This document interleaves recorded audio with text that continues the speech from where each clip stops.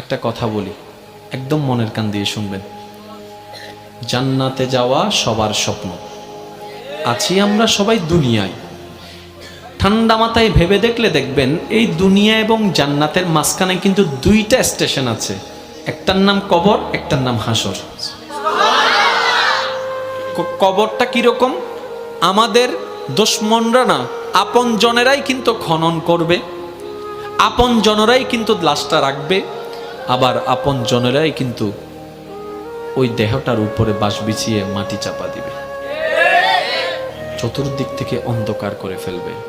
মনে রাখবেন, কবর আলোকিত হয় ঈমানের আলোয়, সুবহানাল্লাহ।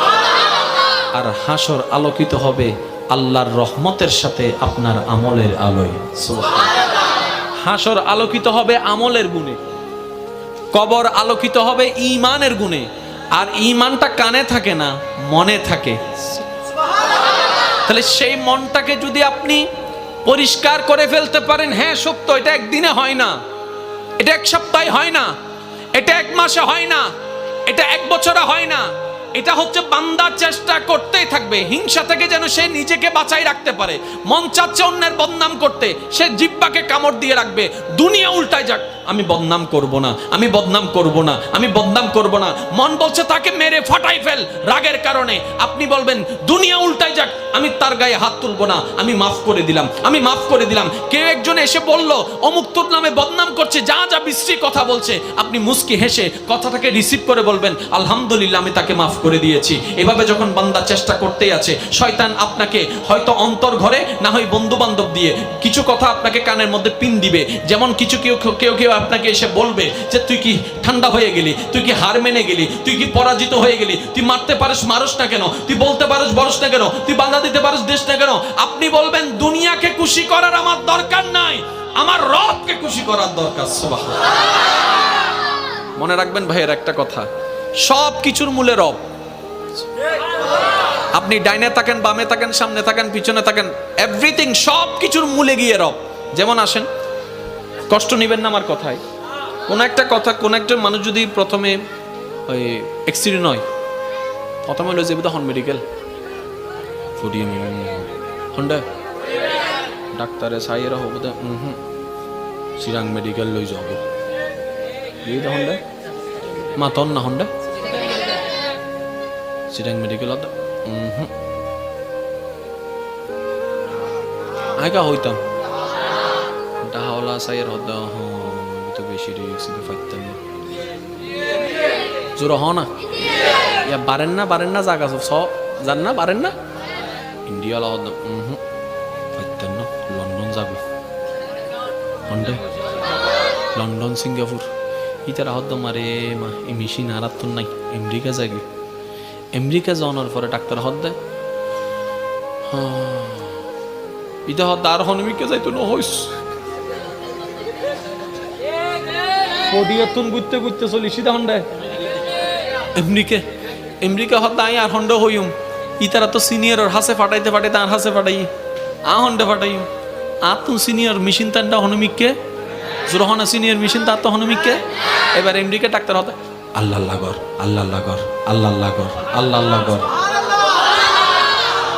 শেষ ফল দিয়ে এর কি হস আল্লাহ লাগর আল্লাহ লাগর, আল্লাহরে ডাক আল্লাহরে ডাক আল্লাহরে ডাক। ইটা হদ্দে মাইলে ফিরে ইয়ান যদি এন্ডা হতে কি ইটু দে ইয়া শেষ পর্যন্ত হার হাসে নাম বুঝে দে জোর হ না হার হাসে আরো জোরে হার হাসে আল্লাহ হদ্দে এতম বাদে না ডাক হদ্দে ঠেকাত করি ইয়াকার নাম লর তো জিয়েন ঠেকাত ফরি লম পরে ইয়ান আল্লাহ পছন্দ না করে। আল্লাহ হদ্দে আল্লাহ পাক বলছেন বান্দা ঠেকাই পড়ে আসলে আমি রহমত করি, কিন্তু আমি বেশি খুশি হই যখন আমার বান্দার কোনো ঠেকা থাকে না, সে নিজে থেকেই আমাকে স্মরণ করে, নিজে থেকেই আমাকে ডাকতে থাকে, নিজে থেকেই আমাকে ভালোবাসতে থাকে, নিজে থেকেই আমার কাছে চাইতে থাকে, নিজে থেকেই আমার কাছে যখন সিলিন্ডার করতে থাকে, আমি রব ওই বান্দার উপর বেশি খুশি হয়ে যাই। তাই তো 5 ওয়াক্ত ফরজ নামাজ আমার আদেশের কারণে আমার বান্দা দাঁড়িয়ে যায়, ব্যবসাকে পিছনে রেখে, চাকরিকে পিছনে রেখে, রান্নাঘরকে পিছনে রেখে, শত ব্যস্ততার মধ্যে আমার বান্দা 5 ওয়াক্তে 5 বার ওয়াক্তে ওয়াক্তে আমার ডাকে সাড়া দিয়ে নামাজে দাঁড়িয়ে যাচ্ছে। কেউ মসজিদে, কেউ যায় নামাজে, কেউ ঘরের মধ্যে, কেউ ব্যবসার মধ্যে, কেউ অফিসের মধ্যে, কেউ ফ্লাইটের মধ্যে, কেউ জাহাজের মধ্যে, কেউ নৌকার মধ্যে, কেউ গাড়ির মধ্যে। আমার বান্দা শত ব্যস্ততার মধ্যে শুধু আমার আদেশটা পালন করার জন্য 5 ওয়াক্তে 5 বার শত ব্যস্ততার মধ্যে আমাকে ভালোবেসে, আমাকে হাজিরা দেওয়ার জন্য, আমার দরবারে হাজিরা দেওয়ার জন্য, আমাকে খুশি করার জন্য আমার বান্দা নামাজ পড়তে থাকে। কিন্তু এর ভিতরেও যদি কোনো বান্দা রাতের ঘুমটা হারাম করে, যাই নামাজটা বিছিয়ে চুপি চুপি সবাই ঘুম তাহাজ্জুদের জন্য দাঁড়িয়ে যায়, আমি রব তখন আরো বেশি খুশি হয়ে যাচ্ছে। কেন? আমি আমার বান্দাকে বলিনি, সে নিজে থেকে এসেছে। আরেকটু জোরে বলেন। আমি আমার বান্দাকে বলেছি, বান্দা ঘুমাও। বান্দা দাঁড়াই গেল জামাতে নামাজে, বান্দা দাঁড়াই গেল যাই নামাজে। এবার ফেরেশতা জিজ্ঞেস করে, মাওলা সে তো ঘুমাই না, দাঁড়িয়ে আছে।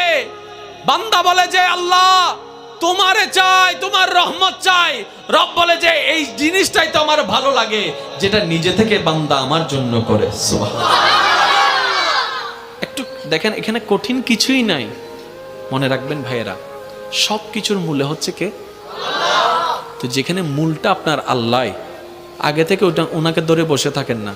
ওয়াতাসিমু বিহাবলিল্লাহ, সুবহানাল্লাহ। তাহলে কিন্তু আর এত দিক বেদিক ডাইন বাম করার কোনো সুযোগ দরকারই নাই। বলেন না?